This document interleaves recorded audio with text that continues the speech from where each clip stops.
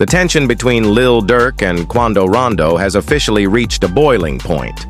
Ever since blood was spilled between their camps, it was clear this was only heading toward disaster. Now, a shocking, never-before-seen video has surfaced, showing Lil Durk allegedly attacking Quando Rondo, and it's gone viral instantly. This kind of drama is impossible to ignore. So let's break down what really happened and how it's shaking up the game. Lil Durk allegedly tried to take out Quando Rondo. Life as a rapper is insane, right? One day you're on top of the world, and the next, you're either dead or fighting to stay alive. Okay. Maybe that sounds dramatic, but there's real truth to it. Just look at Quando Rondo. To really get the full picture, we need to rewind. According to court documents, everything began on August 18, 2022, one day before the shooting.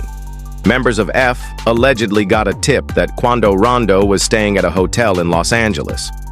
The info came from a longtime F affiliate identified in legal docs only as co-conspirator 4. Once that intel spread, Lil Durk's crew wasted no time.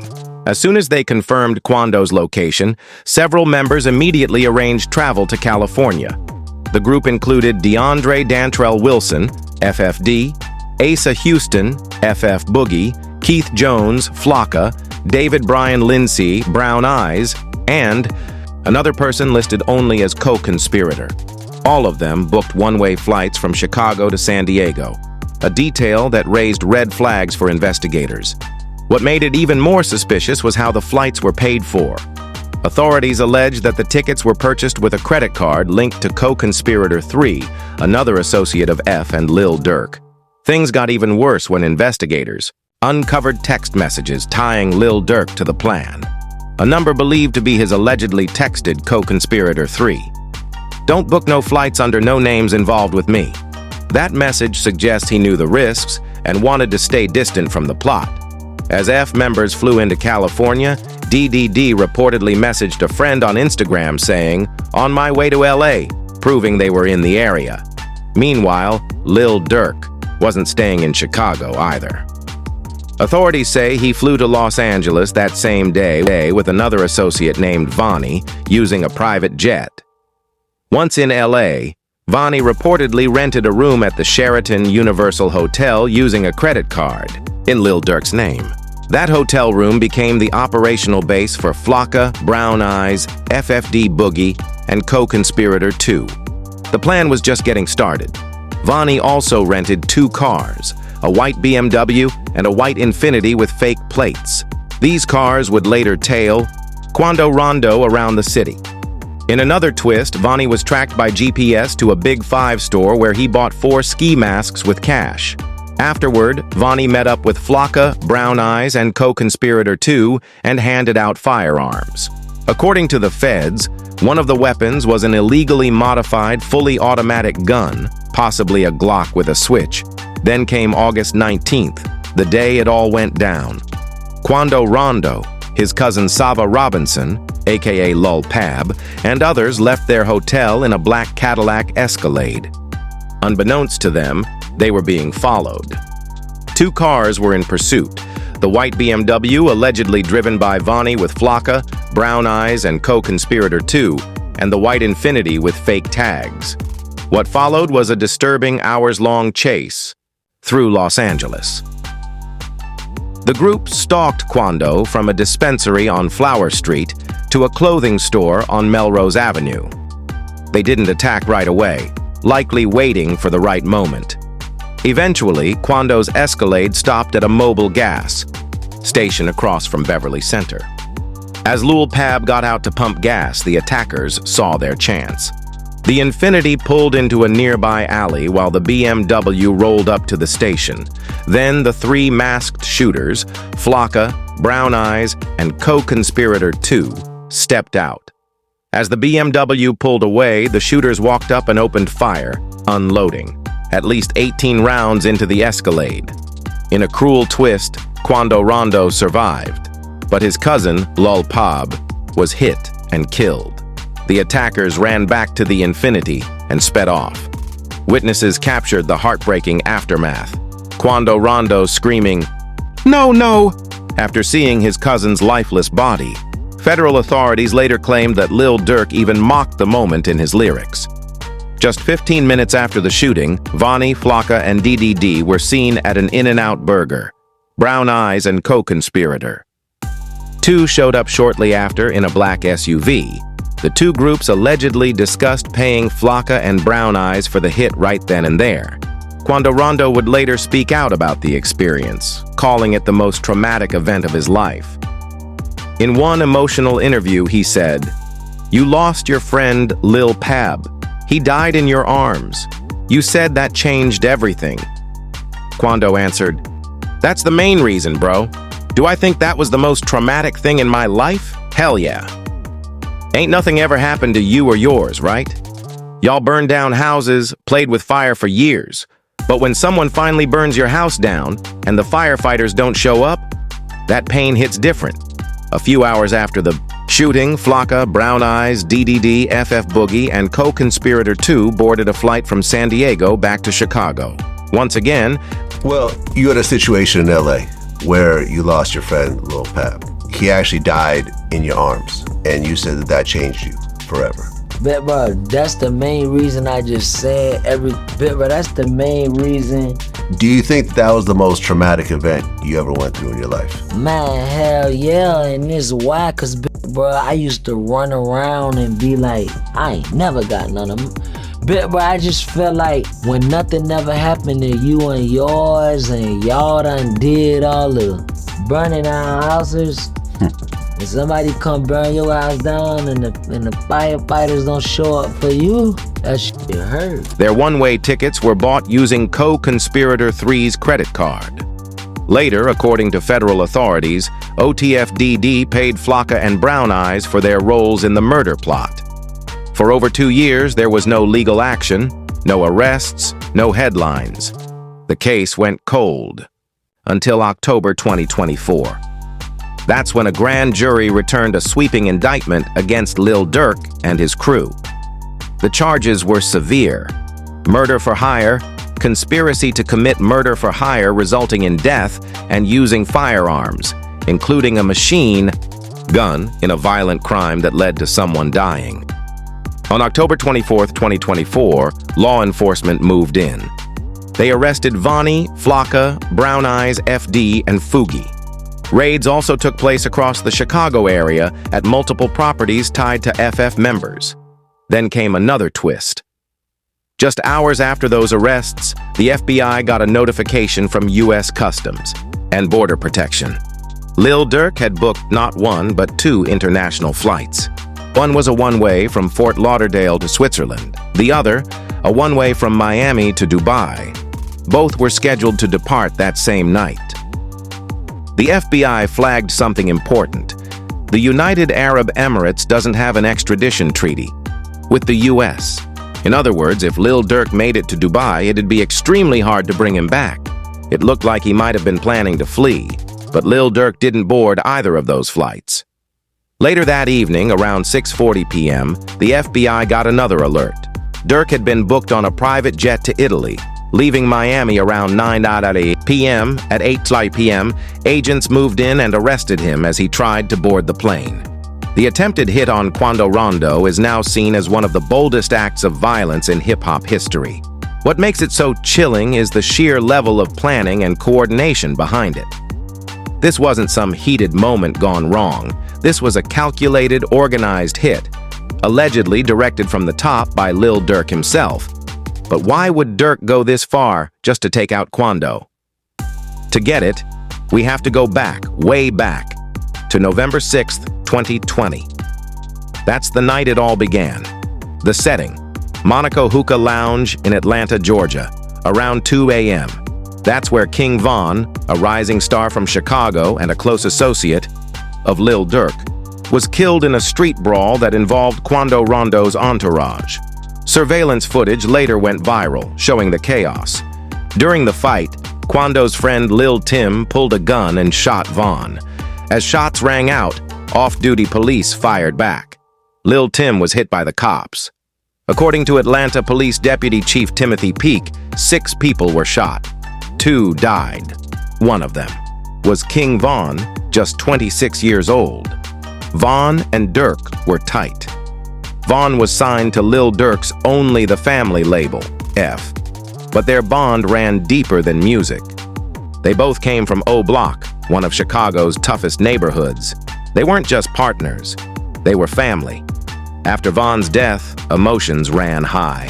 Fans flooded social media with "For Von" and urged Dirk to get revenge. That public pressure, mixed with Dirk's personal grief, turned into something dangerous.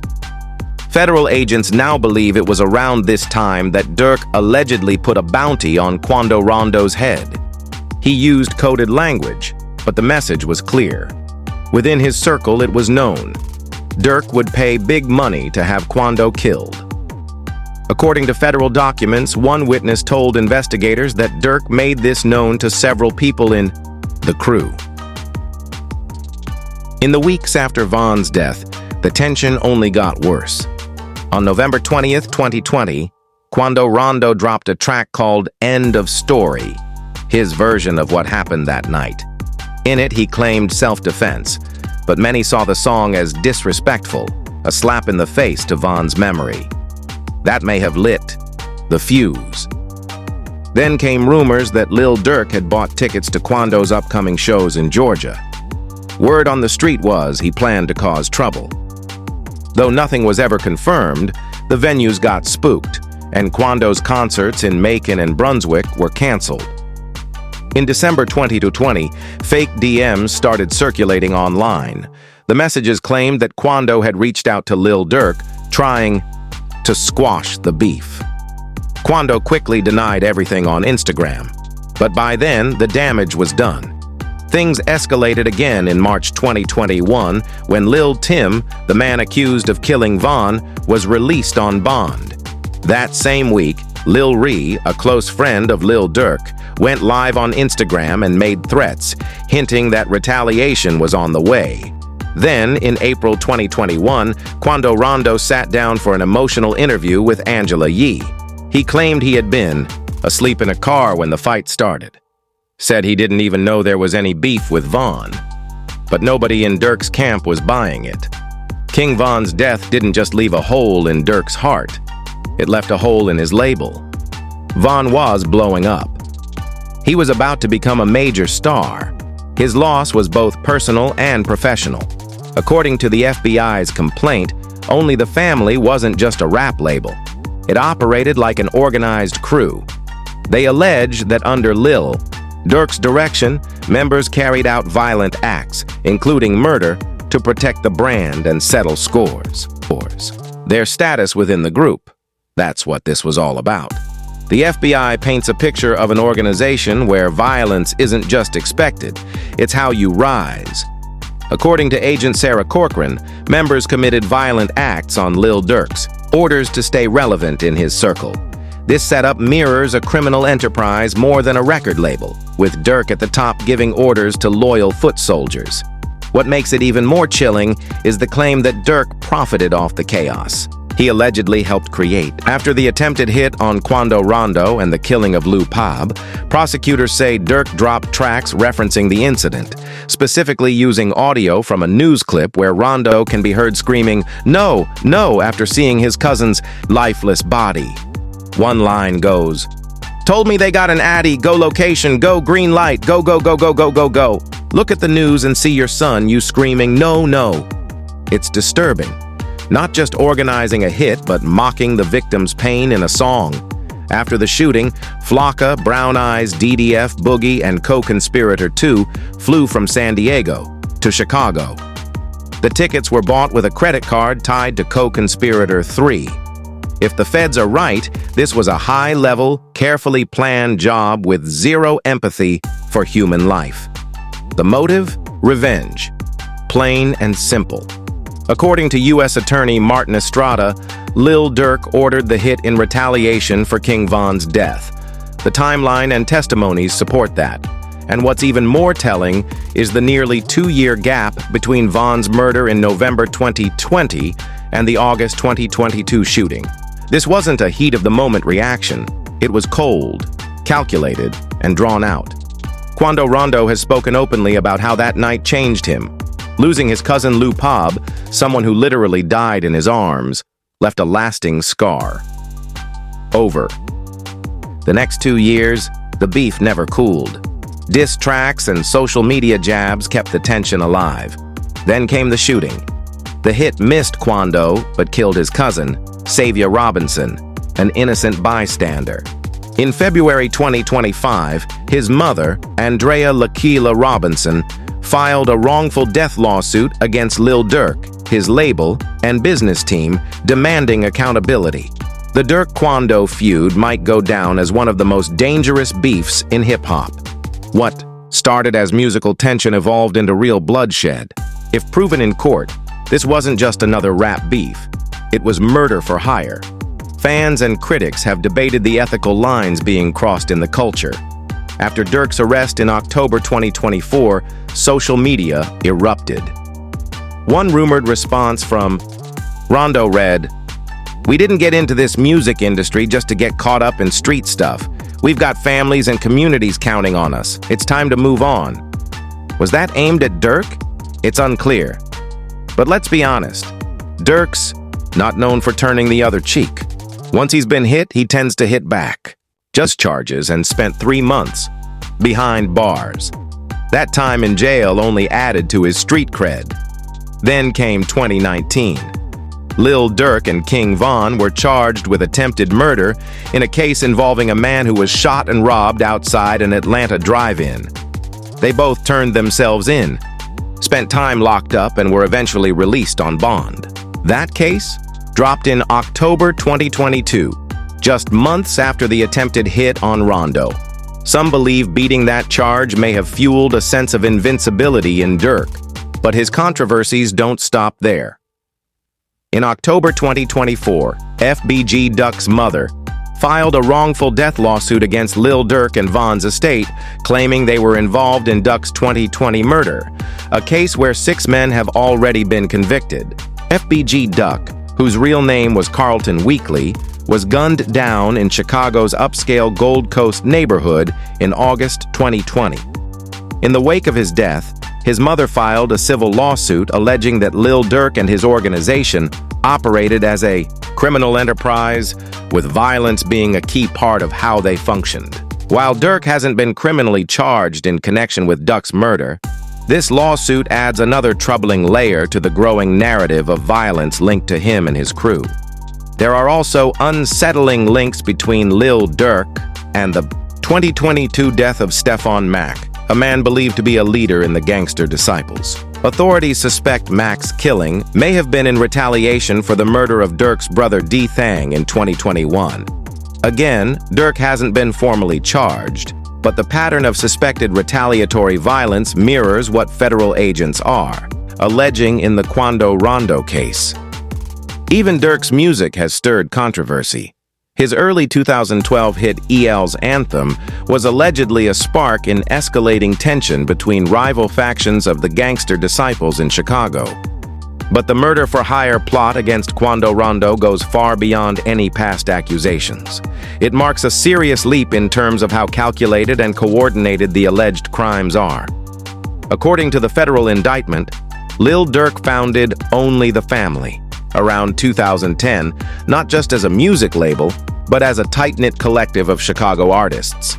However, prosecutors claim it operated as much more than that. The indictment says OTF functioned as an association in fact, a group where members engaged in violence, including murder, at Durk's direction to maintain their status. This kind of structured hierarchy is more typical of organized crime syndicates than music collectives. The FBI's statements show that this case has been under deep investigation for some time and involved multiple agencies. That level of involvement signals that the government sees this as part of a broader pattern, not just isolated violence, but organized criminal activity. The stakes for Lil Durk couldn't be higher. After his arrest on October 24, 2024, prosecutors hit him with a new 4-count superseding federal indictment on November 7th. He's now facing not just conspiracy charges, but also counts of using interstate facilities to commit murder for hire. that resulted in death and discharging firearms, including a machine gun, during a violent crime. If convicted, he could face life in prison or even the death penalty. Dirk has pleaded not guilty and hired high-profile defense attorney Drew Findling, known for representing celebrities like Donald Trump. The trial, originally scheduled for January 7, 2025, was pushed back to October 14th to allow time to sort through the complex evidence. And that evidence is extensive, over 230 gigabytes of digital files, including recordings, surveillance videos, and more than 20,000 pages of documents, photos, witness statements, and medical records. This isn't your average criminal case. What's more, authorities say that on the day of his arrest, Dirk booked 3 international flights, one to Switzerland, one to Dubai, a country with no U.S. extradition treaty, and a private jet to Italy. He was reportedly arrested while trying to board that last one. Investigators believe this shows he was trying to flee, which could damage his defense in court. The complexity of this case goes beyond just Dirk. 5 other individuals tied to OTF were also arrested and charged. And on the civil side, there's a wrongful death lawsuit filed in February 2025 by Andrea Laquila Robinson, the mother of Savia Robinson, the cousin of Quando Rondo, who died in the botched hit. She's suing Dirk, his business manager, and his label for their alleged role in her son's death. U.S. Attorney Martin Estrada emphasized that uncovering this plot required a multi-agency effort, highlighting the interstate and organized nature of the conspiracy. The authorities clearly believe this isn't just about one shooting. It's part of a larger systematic problem. But the biggest tragedy isn't legal, it's personal. Quando Rondo has spoken publicly about holding his cousin, Savia, as he died, calling it the most traumatic moment of his life. The legal system will decide if Lil Durk is guilty, but the string of allegations surrounding him raises serious questions about the hip-hop industry and where the line between art and real violence should be drawn. It's especially heartbreaking because Lil Durk once talked about moving away from violence. In a May 2023 interview with the Los Angeles Times, he said he was going to therapy to cope with all the loss in his life. That makes these new allegations, if true, even more painful to process. Meanwhile, viral videos said to show parts of the incident are still spreading online. Whether they're real or not, they can't capture the full extent of the suffering, the lives lost, families torn apart, and trauma left behind. This story isn't just about crime or fame. It's about people, pain, and consequences that no music video or headline can truly explain.